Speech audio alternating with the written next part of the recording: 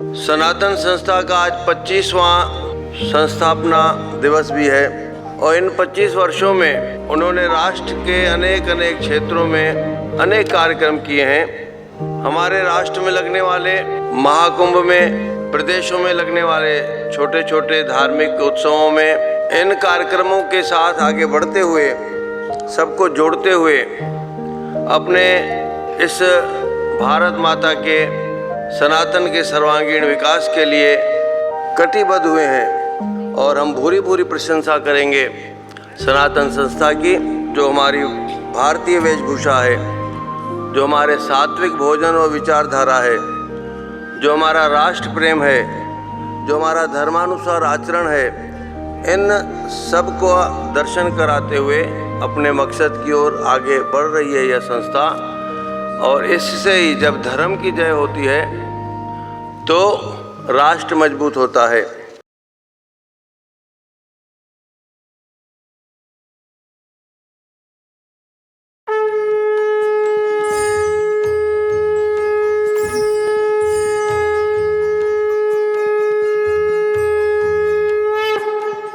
शदानी दरबार के पीठाधीश्वर संत श्री पूज्य डॉक्टर युधिष्ठिर लाल जी महाराज, इनका सम्मान सद्गुरु नीलेश सिंघबाल जी करेंगे। मैं उनसे प्रार्थना करता हूं कि वे पूजनीय संत श्री डॉक्टर युधिष्ठिर लाल जी महाराज जी का सम्मान करें।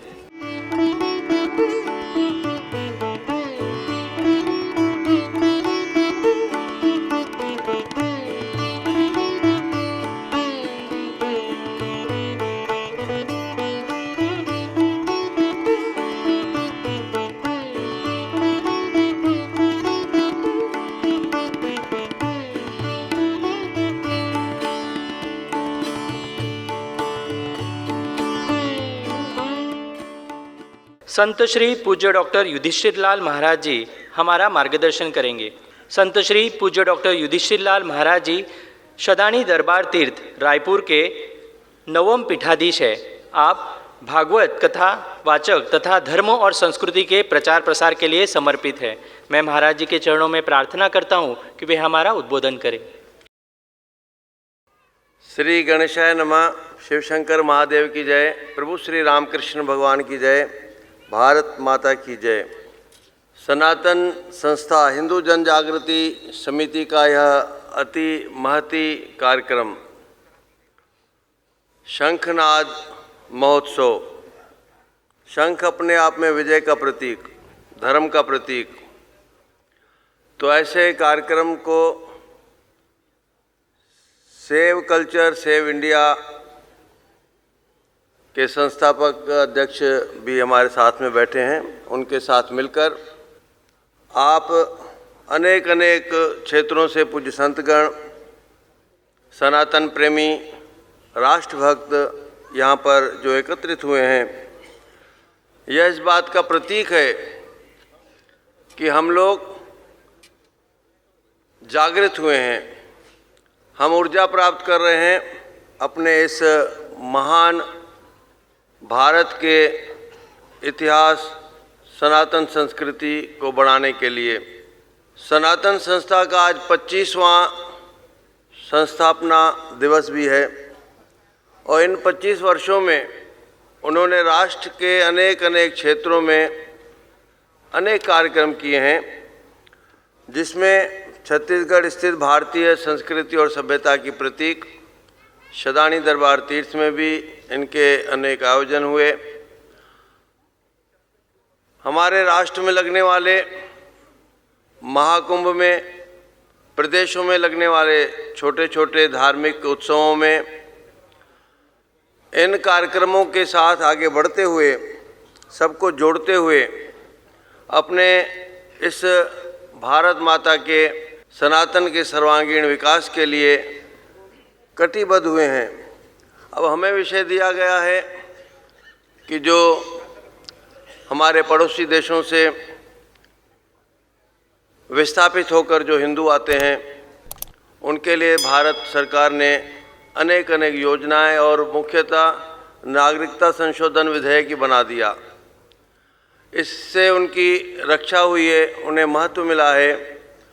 हम बहुत ही आभारी हैं यशस्वी प्रधानमंत्री नरेंद्र मोदी जी के कि उन्होंने एक और विषय सिंधी समाज को दिया, सिख समाज को दिया। 14 अगस्त को जो हम लोग मना रहे हैं लगातार, विस्थापितों का दर्द, उसके माध्यम से अपने इतिहास को याद करते हुए अपने सनातन के, अपने हिंदुत्व की एकजुटता के अनेक कार्यक्रम, क्योंकि मूल तो हम सब यानी जितने भी पड़ोसी देश हैं वे सब भारतवंशी हैं, पर कूटनीति के कारण, अंग्रेज़ों की फूट डालो नीति के कारण देश के टुकड़े हुए। और इतिहास तो बताता है कि भारत माता के 10-10 टुकड़े हो चुके हैं पिछले 200 सालों में। बांग्लादेश, श्रीलंका, भूटान, अफ़गानिस्तान, ईरान, तिब्बत और पश्चिमी पाकिस्तान इत्यादि, इन सब में रहने वाले मूल भारतवंशियों को जो भारत सरकार ने CAA के तहत सुविधाएं दी है, उससे उनकी रक्षा हुई है, धर्म की रक्षा हुई है, उनके मूलभूत अधिकारों की रक्षा हुई है। पर अब हम मुख्य आते हैं कि जो आज का यह कार्यक्रम है कि ध्येय विश्व कल्याण का, संकल्प राम राज्य का। धर्मी राजा का राज, प्रजा का सुख। धर्मी राजा के राज होने से ही प्रजा आनंदित रहती है, सुखी रहती है, उनका हित होता है। और हम लोग बड़े भाग्यवान हैं कि पिछले 11 वर्षों से जो भारत विकास कर रहा है, उसमें सनातन की सरकार, धर्म की सरकार, राम मंदिर बनाने वाली सरकार, 370 धारा हटाने वाली सरकार, ऐसे और भी अनेक अनेक कार्य जो लगातार हो रहे हैं।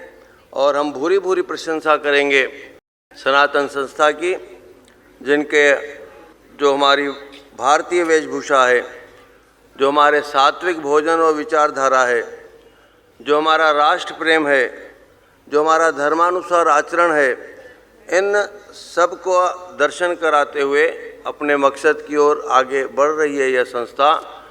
और इससे ही जब धर्म की जय होती है तो राष्ट्र मजबूत होता है। इसलिए जो विषय वस्तु चुनी गई है कि हम राम राज्य का संकल्प कर रहे हैं, हम सबके सुख का, आपसी एकता का, आपसी सद्भावना का संकल्प करने जा रहे हैं। और हमारा ऐसा विचार है कि जब कोई विषय वस्तु रख दी जाए, जब कोई पाठ तय हो जाए, तब उस पे व्याख्या, उस पे प्रैक्टिकल, उस पे गति और मंजिल अवश्य मिलती है। और आने वाला समय निश्चित रूप से हमारे राष्ट्र को सर्वांगीण विकास के लिए उस इतिहास के ओर ले जाएगा जब भारत को गुरु देश बोला जाता था। धरती विशाल है, अनेक अनेक देश हैं, पर सबको सिर्फ धरती या भूमि कहा जाता है। पर यह भारत हमारी माता है, भारत गुरु देश है, भारत सोने की चिड़िया है। उन सब बातों की ओर हम लोग जब आपस में एकजुट हो जाएंगे तो निश्चित ही इसमें बल मिलेगा, आगे बढ़ेंगे, सफल होंगे। यही शंख का नाद है, यही महोत्सव का विषय वस्तु है। परमात्मा से प्रार्थना कि जो ऐसा ऐतिहासिक भव्य आयोजन हुआ है, इसमें हम सब लोग एकजुट होकर अपने इस विषय को पकड़ें और अपने अपने क्षेत्र में इस संकल्प को दोहराते हुए भारत को मजबूत करें, सनातन को मजबूत करें। इन बातों के साथ जय श्री राम, जय हिंद।